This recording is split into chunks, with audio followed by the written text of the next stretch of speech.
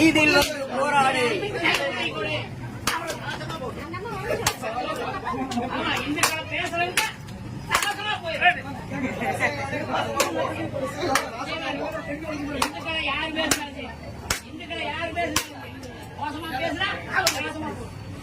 வேடிக்கை பார்க்கும் இந்துக்களே இதில் வந்து போராடு.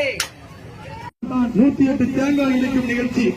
ஐயப்பனை தவறாக சித்தரித்து பாடிய இசைவாணியே 108 தேங்காய் உடைப்பதன் மூலமாக அந்த ஐயப்பன் உனக்கு அருள் புரியட்டும், இந்த தமிழக அரசாங்கம் உன்னை கைது செய்யட்டும் என்றுதான் இந்த நிகழ்ச்சி. எங்கள் உயிரே போனாலும் சுவாமி ஐயப்பன் மீது எந்த அவதூறு பேசியவர்களையும் நாங்கள் விட்டு வைப்பதில்லை. ஏன்னா யாரை பார்த்தாலும் இந்துக்களுக்கு மட்டும் எதிர்ப்பு தெரிவிக்கிறாங்க.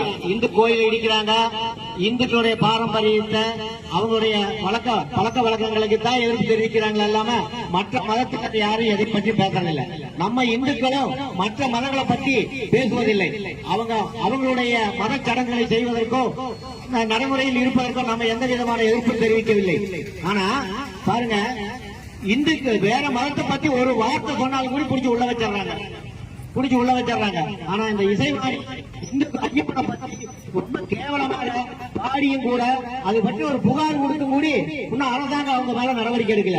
ஆனா இதே நம்ம யாராவது வேற்று மதத்தை பத்தி ஏதாவது சொன்னா புகார் கொடுக்காட்டியும் கூடி நடவடிக்கை எடுத்துறாங்க, பிடிச்சி உள்ள வச்சிடறாங்க. இது எந்த விதத்தில் நியாயம்?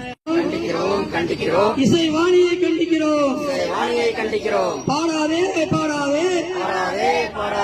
ஐயப்பன் மீது அவதூறு பாடாதே. ஐயப்பன் மீது அவதூறு